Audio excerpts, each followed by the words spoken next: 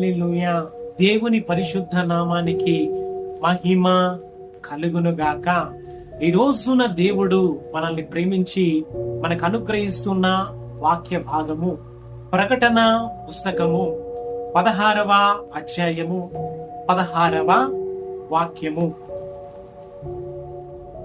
నేను దొంగవలే వచ్చుచున్నాను, తాను దిగంబరుడిగా సంచరించుచున్నందున జనులు తన దిశములను చూతురేమోనని తమ వస్త్రమును కాపాడుకునివాడు ధన్యుడు.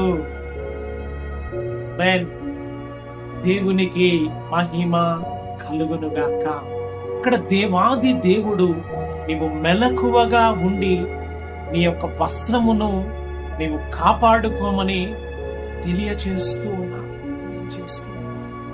హల్లెలూయా. మొదటి ఆదాము మరి తమ యొక్క మెలకువ కోల్పోయి దేవునితో ఉన్న ఆ యొక్క సంబంధము మహిమ వస్త్రమును కోల్పోయినప్పుడు మరి కడపటి ఆదాము వలె మన ప్రభు అయిన యేసు క్రీస్తు వారు వచ్చి మరి వధించబడిన గొర్రె పిల్లగా మరి మన యొక్క ప్రతి పాపము నుంచి దోషము నుంచి తను ప్రాణ త్యాగము చేసి మా యొక్క మహిమలో తిరిగి మనల్ని సమకూర్చడానికి తన ప్రాణాన్ని దేవాది దేవుడు ధారపోసి ఉన్నాడు.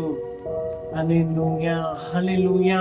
ఈ రోజున దేవుని రక్తంలో కడగబడి దేవుని కుమారుడిగా కుమార్తెగా తీర్చబడిన మనతో మెలకువ కలిగి దేవునితో జీవించాలని పరిశుద్ధతలో పవిత్రతలో ప్రార్థన అనే వస్త్రమును క్రీస్తునే వస్త్రముగా ధరించుకొని యొక్క ఆత్మీయ జీవితాన్ని మనము జీవించాలని ధన్యులుగా చేర్చబడి దేవాది దేవుని నిత్య రాజ్యములోనికి మనము నడిపించబడాలని దేవుని యొక్క ఉన్నతమైన సంకల్పమై ఉంటూ ఉన్నది. దేవునికి మహిమ కలుగునుగాక.